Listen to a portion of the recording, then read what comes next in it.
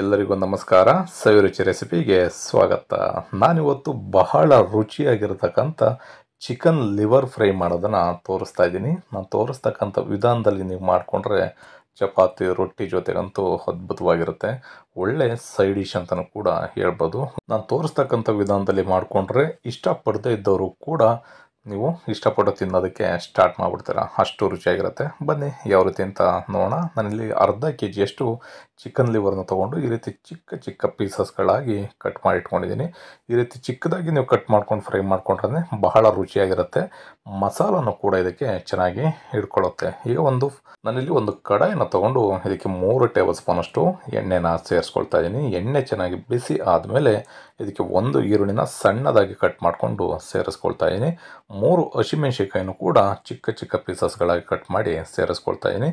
1 ಗೆಡ್ಡೆ ಬೆಳ್ಳುಳ್ಳಿನ ಜಜ್ಜಿ ಸೇರಿಸ್ಕೊಳ್ತಾ ಇದ್ದೀನಿ. ಸ್ವಲ್ಪ ಕರಿಬೇವಿನ ಸೊಪ್ಪು, ಇಷ್ಟು ಇಂಗ್ರೀಡಿಯೆಂಟ್ಸ್ನ ಸೇರಿಸ್ಕೊಂಡು ಕಡಿಮೆ ಊರಿನಲ್ಲೇ ಒಂದು ಅರ್ಧದಿಂದ 1 ನಿಮಿಷಗಳ ಕಾಲ ಈರುಳ್ಳಿ ಸ್ವಲ್ಪ ಸಾಫ್ಟ್ ಆಗಬೇಕು, ಅಲ್ಲಿವರೆಗೂ ಇದನ್ನು ಬೇಯಿಸ್ಕೊಳ್ಳೋಣ. ಅದಾದಮೇಲೆ ನಾನು ಇದಕ್ಕೆ 1 ಟೀ ಸ್ಪೂನಷ್ಟು ಶುಂಠಿ ಬೆಳ್ಳುಳ್ಳಿ ಪೇಸ್ಟನ್ನು ಸೇರಿಸ್ಕೊಳ್ತಾ ಇದ್ದೀನಿ. ಹಾಗೆ 1 ಚಿಟಿಕೆಯಷ್ಟು ಅರಿಶಿಣದ ಪುಡಿ, 1/4 ಟೀ ಸ್ಪೂನ್ ಅಂದ್ಕೊಳ್ಳಿ, ಅಷ್ಟನ್ನು ನೀವು ಸೇರಿಸ್ಕೊಂಡ್ರೆ ಸಾಕಾಗುತ್ತೆ. ಶುಂಠಿ ಬೆಳ್ಳುಳ್ಳಿ ಪೇಸ್ಟಲ್ಲಿರ್ತಕ್ಕಂಥ ಹಸಿ ಸ್ಮೆಲ್ಲೆಲ್ಲ ಸ್ವಲ್ಪ ಹೋಗಬೇಕು. ಆ ರೀತಿಯಲ್ಲಿ ಚೆನ್ನಾಗಿ ನೀವು ಇದನ್ನು 1 ರಿಂದ 1.5 ನಿಮಿಷಗಳ ಕಾಲ ಚೆನ್ನಾಗಿ ಈ ರೀತಿ ಒಗ್ಗರಣೆ ಜೊತೆನಲ್ಲೇ ಫ್ರೈ ಮಾಡ್ಕೋಬೇಕಾಗತ್ತೆ. ನಾನು ಆಗಲೇ ಹೇಳ್ದಾಗೆ ಈ ರೀತಿ ಒಗ್ಗರಣೆನ ಮಾಡಬೇಕಾದ್ರೆ ನೀವು ಮೀಡಿಯಮ್ ಫ್ಲೇಮು ಅಥವಾ ಲೋ ಫ್ಲೇಮ್ನಲ್ಲಿ ಇಟ್ಕೊಂಡು ಚೆನ್ನಾಗಿ ಇದನ್ನು ಫ್ರೈ ಮಾಡ್ಕೋಬೇಕು. ಇದಕ್ಕೆ ನಾನೀಗ ಕಟ್ ಮಾಡಿ ಇಟ್ಕೊಂಡಿರ್ತಕ್ಕಂಥ ಲಿವರ್ನ ಸೇರಿಸ್ಕೊಳ್ತಾ ಇದ್ದೀನಿ. ಈ ರೀತಿ ಲಿವರ್ನ ಸೇರಿಸ್ಕೊಂಡು ಮೀಡಿಯಮ್ ಊರಿನಲ್ಲೇ ಚೆನ್ನಾಗಿ ಇದರಲ್ಲಿರ್ತಕ್ಕಂಥ ನೀರಿನ ಅಂಶ ಎಲ್ಲ ಡ್ರೈ ಆಗಬೇಕು. ಏಕೆಂದರೆ ಲಿವರ್ನಲ್ಲಿ ನೀರು ಕಂಟೆಂಟ್ ಇರುತ್ತೆ, ಅದೆಲ್ಲ ಕಂಪ್ಲೀಟಾಗಿ ಡ್ರೈ ಆಗಬೇಕು. ಆ ರೀತಿಯಲ್ಲಿ ಈ ರೀತಿ ತಿರುಗಿಸಿ ಒಂದು 5 ರಿಂದ 6 ನಿಮಿಷಗಳ ಕಾಲ ಒಂದು ಲಿಡ್ಡನ್ನು ಕ್ಲೋಸ್ ಮಾಡಿ ಚೆನ್ನಾಗಿ ಇದನ್ನು ಫ್ರೈ ಮಾಡ್ಕೋಬೇಕಾಗತ್ತೆ. ನಾವು ಎಷ್ಟು ಚೆನ್ನಾಗಿ ಫ್ರೈ ಮಾಡ್ಕೊಳ್ತೀವಿ ನಿಮ್ಗೆ ಅದರಲ್ಲಿರ್ತಕ್ಕಂಥ ಹಸಿ ಸ್ಮೆಲ್ಲೆಲ್ಲ ಹೊರಟೋಗುತ್ತೆ. ನಿಮಗೆ ತಿನ್ನಲಿಕ್ಕೂ ಕೂಡ ಬಹಳ ರುಚಿಯಾಗಿರುತ್ತೆ. ನೋಡ್ಬೋದು, ಈ ರೀತಿ ಒಂದು ಲಿಡ್ಡನ್ನು ಕ್ಲೋಸ್ ಮಾಡಿ 4 ರಿಂದ 5 ನಿಮಿಷಗಳ ಕಾಲ ಒಂದು 2 ನಿಮಿಷಕ್ಕೊಮ್ಮೆ ಈ ರೀತಿ ತಿರುಗಿಸಿ ನಾವು ಬೇಯಿಸ್ಕೋಬೇಕಾಗತ್ತೆ.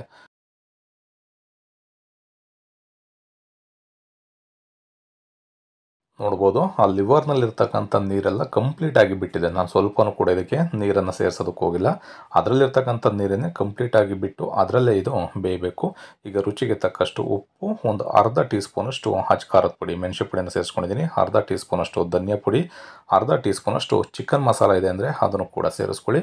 ಮೇಯ್ನ್ ಇಂಗ್ರೀಡಿಯೆಂಟ್ಸ್ ಪೆಪ್ಪರ್ನು ಕೂಡ ಅರ್ಧ ಟೀ ಸ್ಪೂನಷ್ಟು ಹಾಕ್ಕೊಂಡಿದ್ದೀನಿ. ಒಂದು 1/4 ಟೀ ಸ್ಪೂನಷ್ಟು ಗರಂ ಮಸಾಲ, ಸ್ವಲ್ಪ ಕೊನೆಯಲ್ಲಿ ಕೊತ್ತಂಬರಿ ಸೊಪ್ಪು, ಇದಿಷ್ಟು ಪದಾರ್ಥಗಳನ್ನ ಸೇರಿಸ್ಕೊಂಡು ಈಗ ಏನು ಲಿವರು ನೀರನ್ನ ಬಿಟ್ಕೊಂಡಿದೆ ಈ ನೀರೆಲ್ಲ ಕಂಪ್ಲೀಟಾಗಿ ಡ್ರೈ ಆಗಬೇಕು.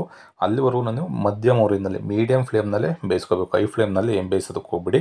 ಈ ರೀತಿ ಮಸಾಲಾನ ಸೇರಿಸಿ ಆದಮೇಲೆ ಐ ಫ್ಲೇಮ್ಗೆ ಇಟ್ಬಿಟ್ರೆ ನಮಗೆ ಜಾಸ್ತಿ ಉರಿ ತಾಕಿದಾಗ ನಿಮಗೆ ತಳ ಹತ್ಬಿಡುತ್ತೆ. ಹಾಗಾಗಿ ಮೀಡಿಯಂ ಊರಿನಲ್ಲಿ ನೀವು ಬೇಯಿಸ್ಕೋಬೇಕಾಗತ್ತೆ. ನೋಡ್ಬೋದು, ಮಸಾಲ ಸೇರಿಸಿದ್ಮೇಲೆ ಮತ್ತೆ ಮೀಡಿಯಮ್ ಊರಿನಲ್ಲೇ ಒಂದು 4 ರಿಂದ 5 ನಿಮಿಷಗಳ ಕಾಲ ಚೆನ್ನಾಗಿ ಬೇಯಿಸ್ಕೊಂಡಿದ್ದೀನಿ. ಕಂಪ್ಲೀಟಾಗಿ ನೀರೆಲ್ಲ ಡ್ರೈ ಆಗಿದೆ. ಕೊನೆಯಲ್ಲಿ ಈ ರೀತಿ ಸ್ವಲ್ಪ ನಿಂಬೆಹಣ್ಣಿನ ರಸನ ಸೇರಿಸ್ಕೋಬೇಕು. ಒಂದು ಅರ್ಧ ನಿಂಬೆಹಣ್ಣಿನ ರಸನ ಸೇರಿಸ್ಕೊಂಡ್ರೆ ಸಾಕಾಗತ್ತೆ. ಈ ವಿಧಾನದಲ್ಲಿ ಮಾಡಿಕೊಂಡು ನೀವು ಚಪಾತಿ ರೊಟ್ಟಿ ಜೊತೆ ತಿಂತಾಯಿರಿ, ಸಖತ್ತಾಗಿರುತ್ತೆ. ನೀವು ಸೈಡ್ ಡಿಶ್ ಕೂಡ ತಿನ್ಬೋದು. ಈ ರೆಸಿಪಿ ನಿಮಗೆ ಇಷ್ಟ ಆಯಿತು ಅಂತ ಅಂದ್ಕೊಳ್ತೀನಿ. ಇಷ್ಟ ಆಗಿದ್ದರೆ ಆದಷ್ಟು ಜನಕ್ಕೆ ಶೇರ್ ಮಾಡಿ. ಇನ್ನು ಹೊಸದಾಗಿ ನಮ್ಮ ಚಾನಲ್ನ ನೋಡ್ತಾ ಇರ್ತಕ್ಕಂಥವ್ರು ಸಬ್ಸ್ಕ್ರೈಬ್ ಮಾಡ್ಕೊಂಡಿಲ್ಲ ಅಂದರೆ ಸಬ್ಸ್ಕ್ರೈಬ್ ಮಾಡ್ಕೊಳ್ಳಿ.